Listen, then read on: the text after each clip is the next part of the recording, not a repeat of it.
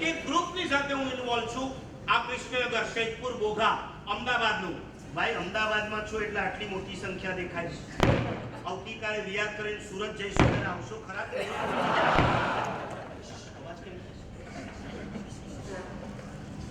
આ કૃષ્ણનગર 2 વર્ષથી મારી એમના ઉપર નજર હતી. કોઈ પણ હિસાબે આ ગ્રુપ છપાવવું જોઈએ. કેટલા 700 થી વધારે જૈનોના ઘર હોય અને શું 70 યુવાન આપણને ન મળે? હું જે મહાત્મા જાય એમને કહેતો કે તમે લોકો પ્રેરણા કરજો, તમે લોકો પ્રેરણા કરજો. એ મહાત્મા આવીને મને કહે એ લોકોની બાધા છે કે તમે નહીં આવો ત્યાં સુધી. અંતે આ વર્ષે ગચ્છાધિપતિ ગુરુદેવની સાથે અમે ચૈત્રી હોળી કૃષ્ણનગરની અંદર કરી. તમે માનશો આ ચૈત્રી હોળી એટલી અદ્ભુત થઈ. મિની ચોમાસું રાત્રિ પ્રવચનો થયા અને આ રાત્રિ પ્રવચનોની અંદર પેલા 200 યુવાન, 250, 300, 400, 500 અને છેલ્લે 600 થી 650 યુવાનો રાત્રિના પ્રવચનમાં આવતા. અને એથી વિશેષ એમની સંખ્યા જેમ વધતી ગઈ એમ મારી ટાઈમની પણ લિમિટ ઘટતી ગઈ. એટલે પેલા 9 થી 10 નું પ્રવચન હતું, એ 9 થી 10:30, 11, 11:30 અને 9 થી 11:45 વાગ્યા સુધી હું પ્રવચન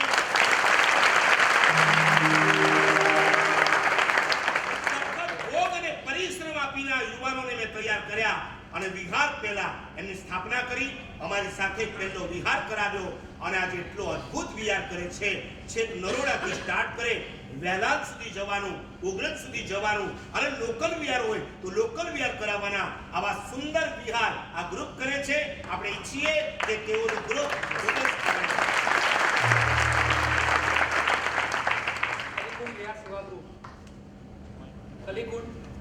ધોળકા, કલીકોટ, ધોળકા.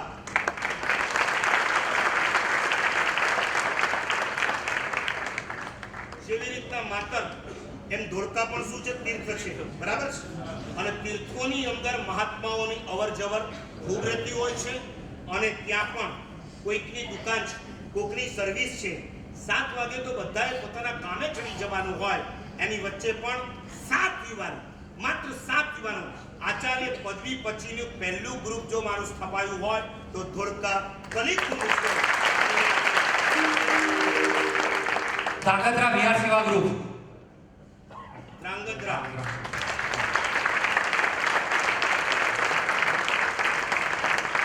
આનંદજી મહારાજ અમારા સમુદાયના, એમણે પ્રેરણા કરી અને નાનકડા ગામની અંદર સ્થાપના કરી.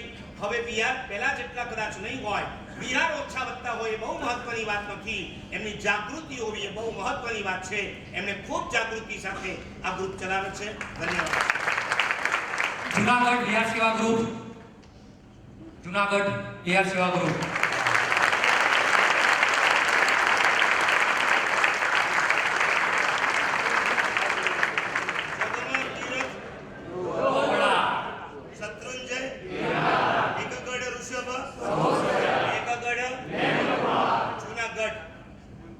પાવાગઢ ને આ બાજુ જુનાગઢ.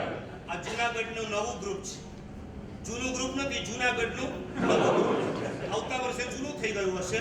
પણ આ જુનાગઢના યુવાનોએ પણ આપણે તીર્થ જ છે, તીર્થની અંદર સતત અને હમણાં ગિરનાર ઉપર જાગૃતિ સખત આવી છે. વર્ષ દરમિયાન કેટલા મહાત્મા પધારે છે? મહાત્માઓ 500 થી 600 મહાત્માઓ અત્યારે 8 મહિના દરમિયાન ગિરનારની યાત્રા માટે પધારતા હોય. એ બધાને જુનાગઢથી ગિરનાર લઈ જવા, વંથલી સુધી જવું. અને આ યુવાનોએ સાથે વંથલી અને ઉપલેટા, ધોરાજી અને ઉપલેટા આવ્યા છે. આ ઉભા થાવ. જેતપુર, ધોરાજી, ઉપલેટા.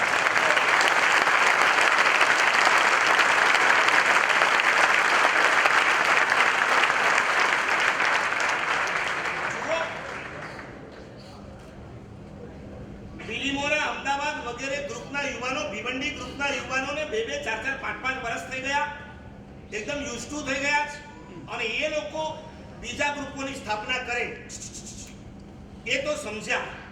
પણ જે ગ્રુપ હજી આ વર્ષે જેનો જન્મ થયો હોય અને એ ગ્રુપ પોતાની આજુબાજુના ગામડાના યુવાનોને તૈયાર કરી એમના ગ્રુપો જેતપુર, ધોરાજી અને ઉપલેટા, જુનાગઢે એક સાથે 3 ગ્રુપને સ્થાપના કરી અને ત્રણેયને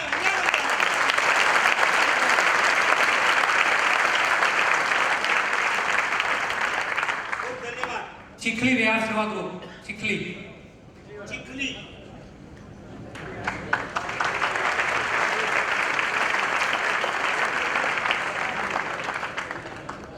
આ બાજુવાળાને તો ખબર જ નહીં હોય ચીખલી શું છે.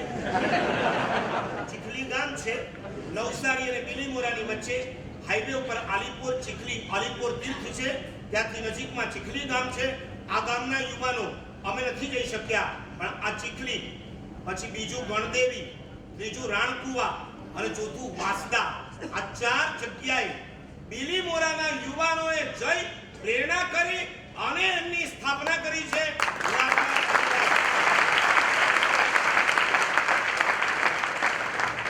આ વર્ષથી આ ગ્રુપ સ્ટાર્ટ થયું છે. આવ્યું છે ગણદેવી નથી આવ્યા.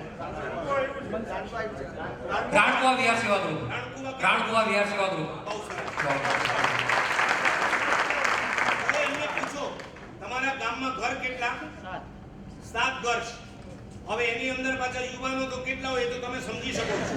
એની વચ્ચે પણ વિહાર સેવા ગ્રુપ અને એમાં અગવડ સગવડ ભોગવીને પણ આ એક ભાગ્યશાળી પ્રતિનિધિ તરીકે આપણે ત્યાં આવ્યા.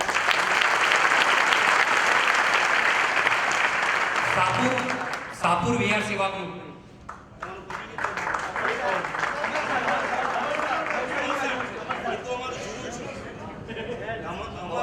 અમે સ્થાપિત સાપુર વિહાર સેવા ગ્રુપ બધું પતી ગયું છે ને. બિલીમોરાની સ્થાપના બધી થઈ ગઈ છે ને. શૌરી વાસદા આવ્યા છે. આ તો ઊભા કરી એટલે તો હું પૂછું છું ક્યાં વાસદા વણી વાસદા ખોવાઈ ગયા. આ એક જ જોઈએ.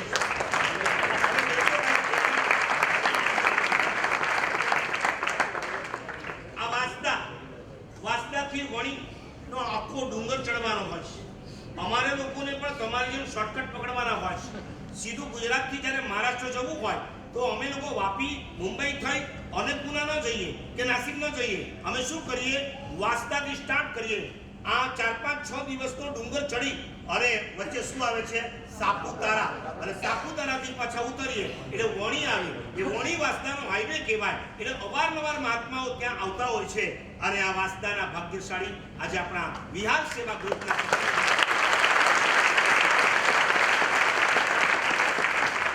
આપણી એવી ઈચ્છા છે ગુજરાત મહારાષ્ટ્રના કોઈ શોર્ટકટ એવા ન હોય કે જ્યાં સાધુ કે સાધ્વી એકલા હોય. અમારો બીએસસી નો કમસે કમ એક યુવાન તેમની સાથે હોય.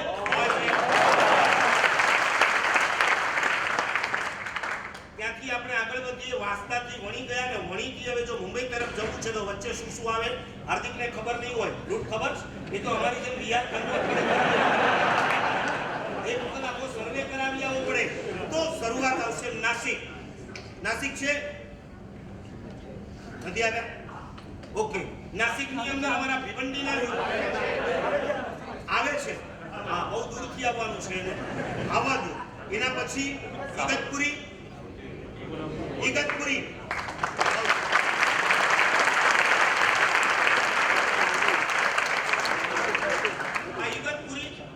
માત્ર 2 ડેરાવાસીના ઘર બાકી સ્થાનકવાસીના ઘર. મને યાદ આવે છે વર્ષો પહેલા એક મા બાપનું પ્રવચન મેં કર્યું હતું અને સ્થાનકવાસીઓએ મહેશ્વરીની વાડીની અંદર મંદિરની અંદર મારું પ્રવચન ગોઠવ્યું હતું અને એ સ્થાનકવાસીઓએ ત્યાંથી હું જ્યારે ઢાળ નીચે ઉતર્યો ત્યારે મારા માટે સ્પેશિયલ નૌકાર શીખે કે વચ્ચે જૈનોના ઘર ના આવે એકલા મહારાષ્ટ્રીયન લોકો એની વચ્ચે અમને સરસ રીતે વિહાર કરાવેલો.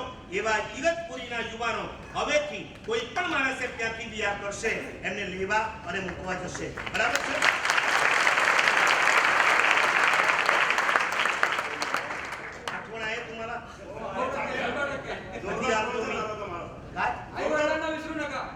कधी जोरदार प्रवचन झालं केव्हा? रात्री रात्रीच्या टाइमला. बरोबर आहे. रात्री 9 वाजता मराठ्यांचं ते मराठी नाही वाटतं. कारण की અહીંયા જે હાર્દિક પ્રેમ ત્યાં જઈને આપણે ઉદ્ધવ ઠાકરેને હાથમાં લેવા. બસ ચલો ગોટી આ બે ભાગ્યશાળીઓ છે. ગોટી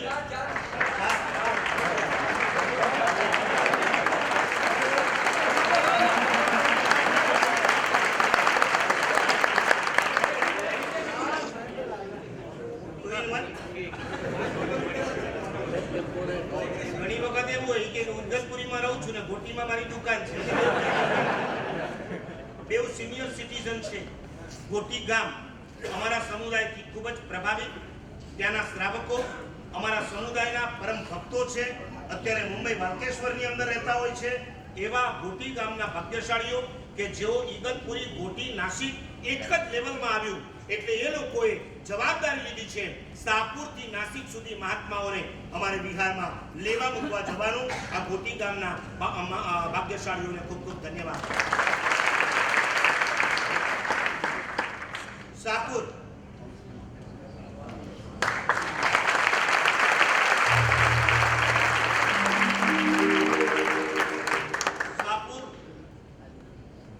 का तुमच्या बरोबर गुजराती की मराठी कुठलीही भाषा बोला હા. મરાઠી એક બહુ મજાની ભાષા છે અને મારી ફેવરિટ મારી મનગમતી ભાષા તમને લોકોને આમાં અંગ્રેજી ઉપર હોય મને મરાઠી એટલા માટે ગમે સંસ્કૃત અને પ્રાકૃતની નજીકની કોઈ ભાષા હોય તો એ અને ઘણા બધા શબ્દો સંસ્કૃત પ્રાકૃતને મળતા આવે છે મેં પૂના ચોમાસું કર્યું ત્યારે સ્પેશિયલ 1 મહિનો મરાઠી ગ્રામર શીખ્યો અને પછી પૂનાથી હું કોલ્હાપુરના વિહારમાં જાઉં ત્યારે ટોટલ પ્રવચન મરાઠીમાં આપું કારણ કે ત્યાંના ગુજરાતીઓ પણ ગુજરાતી ન સમજે પણ મરાઠી સમજે અહમદનગરમાં કર્યું અહમદનગર એટલે સમજો છો ને એ મહારાષ્ટ્રમાં આવ્યું અને એ ચોમાસામાં દિવાળીના દિવસ આવ્યા સવારના અમે નૌકાશી ઓરવા જઈએ